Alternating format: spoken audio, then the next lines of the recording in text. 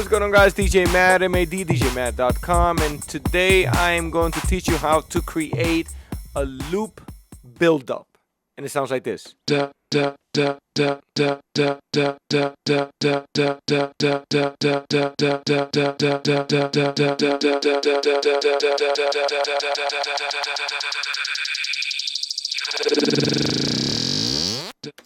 All right, so if you're interested, stick around.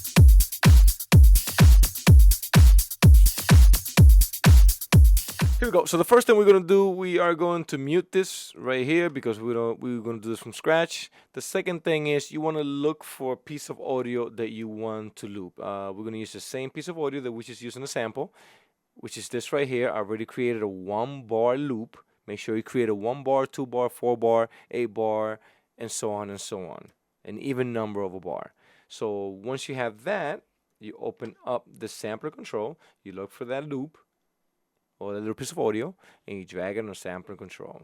Once you do that, you're gonna close it, and you're gonna double click right here and create a region.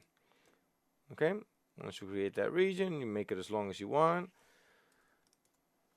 And you go inside that region, press record, and put some MIDI information in there.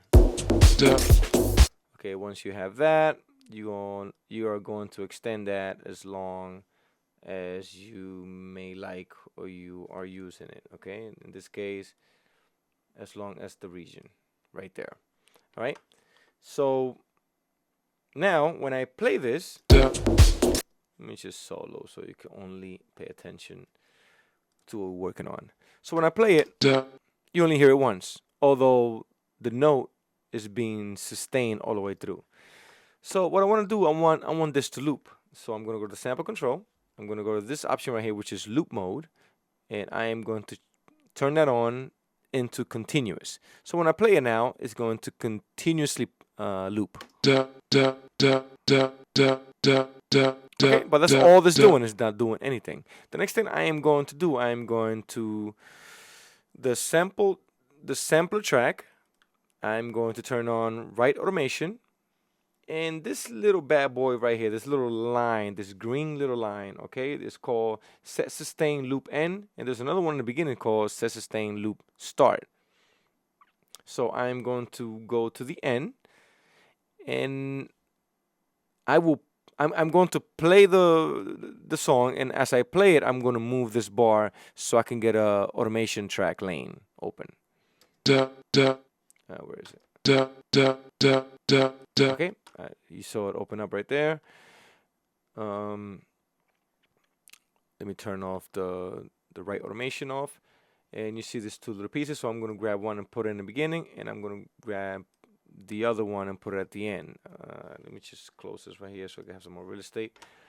And the one at the end, I'm going to pull it all the way down, and this one I'm going to keep it up. So now let's open up the sampler control. You're going to see the automation over here. So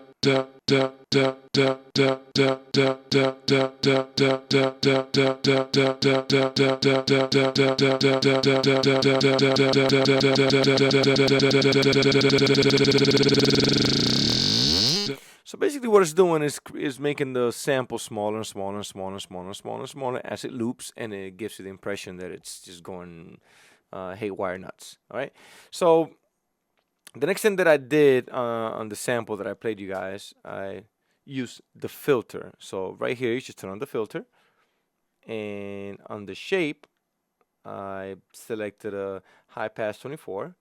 I brought it all the way down, and I did the same thing. I turned on the write automation. I played it for a little bit, and I just touched the parameter so it could open automation lane. Now I go to the automation lane. I put the first cue point to the 1, and the next one I'm gonna go all the way up to here. I don't want to go all the way up because I don't want the audio to disappear. And when you play it, it sounds like this.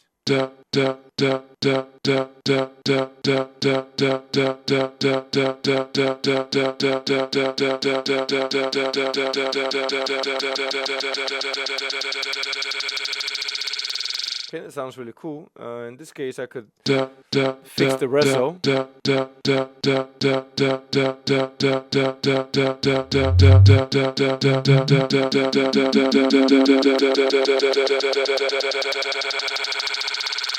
Okay, that sounds really cool. I didn't know that I had the right automation on, so it created a resolution track for the automation. So we're going to use it regardless. So let's just go right here, and we're just going to move it up a bit. All right, so let me just play from over here. All right, so that's what we got so far. The next thing that you can do to make it more fun and exciting is you're going to select that. You're going to open your render in place window. Make sure it's on 24-bit resolution, and I am going to put it where is it, on mute till blah blah. Yeah, it's one event. Okay, everything looks good. So I'm going to render, and I'm going to mute the MIDI. Now I have it in audio. So if you, I'm going to play real quick. Okay, that's that right there. So now what I want to do, I want to do a pitch up. So what I am going to do is open up the pitch shift, and you're going to have the first note right here on transpose semitones to 0, and then you want to grab wherever this is, or it could have been anywhere, and go towards the end, put it towards the end, and make sure it's all the way up. So now it's on 12 semitones, and if you preview it, I have it on solo musical mode. Yeah, solo musical mode. When you preview it,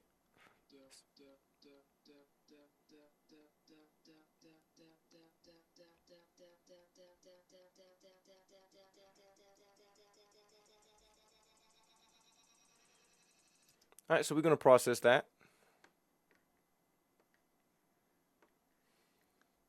And it should already be printed into the wave. We already have that. The last thing that I would like to do to this, just to make it more exciting, is to add some reverb to it. So we are going to go to Inserts, add reverb.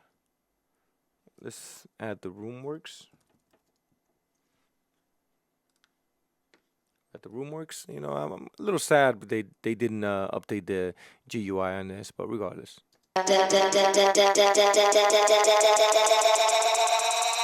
Okay, so we're gonna automate that again. We're gonna turn on the right automation, and we're going to tap on the mix knob. Okay, we got automation track. Turn that off. We're gonna grab the first one all the way to the back, and this one we're gonna put it maybe like 80% towards the end, and let's see how that sounds so far. It should sound really cool.